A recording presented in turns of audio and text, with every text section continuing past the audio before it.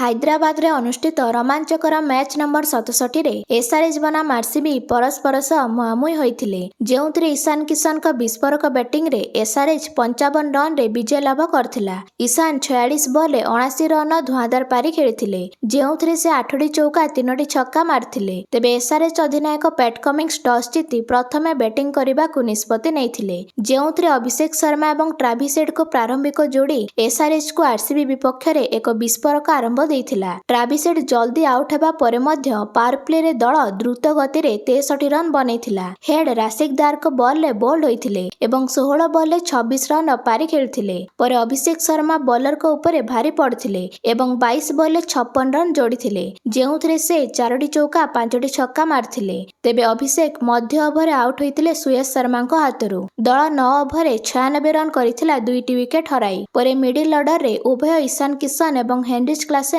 ବିସ୍ଫୋରକ ବ୍ୟାଟିଂରେ ରନ୍ ବର୍ଷା କରିଥିଲେ। ଦୁହେଁ ମିଶି ଆର୍ସିବି ବୋଲିଂ ଆକ୍ରମଣକୁ ଭାଙ୍ଗିଥିଲେ। ଇଶାନ କିଶନ 46 ବଲ୍ରୁ ଚମତ୍କାର 79 ରନ୍ କରି ଇନିଂସକୁ ସଫଳ କରିଥିଲେ, ଯେତେବେଳେ କି କ୍ଲାସେନ୍ 24 ବଲ୍ରୁ 51 ରନ୍ କରି ବିସ୍ଫୋରକ ଫିନିସିଂ କରିଥିଲେ। ଦୁହିଁଙ୍କ 113 ରନ୍ର ବିଶାଳ ପାର୍ଟନରସିପ୍ ହୋଇଥିଲା। ଶେଷରେ ନୀତିଶ ରେଡ୍ଡି 12 ବଲ୍ରେ 27 ରନ୍ ପାରି ଖେଳିଥିଲେ ଏବଂ ଆର୍ସିବି ବିପକ୍ଷରେ 256 ରନ୍ର ବିଶାଳ ଟାର୍ଗେଟ୍ ଛିଡ଼ା କରିଥିଲେ। ତେବେ ଆର୍ସିବି ରନ୍ ଚେଜ୍ କରିବାରେ ବିଫଳ ହୋଇଥିଲା ଏବଂ 200 ରନ୍ରେ ସୀମିତ ରହିଥିଲା। ତେବେ ଦ୍ୱିତୀୟ ଇନିଂସରେ ଆର୍ସିବି ପକ୍ଷରୁ ଭେଙ୍କଟେଶ ଅୟ୍ୟର ଓପନିଂ କରିଥିଲେ ବିରାଟଙ୍କ ସହ। ଭେଙ୍କଟେଶ ଅୟ୍ୟର 19 ବଲ୍ରେ 44 ରନ୍ର ଇନିଂସ ଖେଳିଥିଲେ, ଯେତେବେଳେ କି ବିରାଟ କୋହଲି ମାତ୍ର 15 ରନ୍ କରିଥିଲେ। ଦୁହିଁଙ୍କ 60 ରନ୍ର ଓପନିଂ ପାର୍ଟନରସିପ୍ ହୋଇଥିଲା।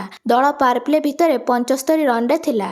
ତେବେ ଭେଙ୍କଟେଶ ଅୟ୍ୟର ଆଉଟ୍ ହୋଇଥିଲେ ଇଶାନ ମାଲିଙ୍ଗଙ୍କ ହାତରୁ। ସେ ଆଉଟ୍ ହେବା ପରେ ରନ୍ର ଗତି କମିଗଲା। ଏଣିକି ବିରାଟ କୋହଲି ଏବଂ ଦେବଦୂତ ପାଡିକଲ ବ୍ୟାଟିଂ ଜାରି ରଖିଥିଲେ, କିନ୍ତୁ ଉଭୟ ନିଜ ୱିକେଟ୍ ହରାଇଥିଲେ। କୋହଲି 15 ରନ୍ରେ ଆଉଟ୍ ହେବା ପରେ ପାଡିକଲ 21 ରନ୍ କରି ଆଉଟ୍ ହୋଇଥିଲେ।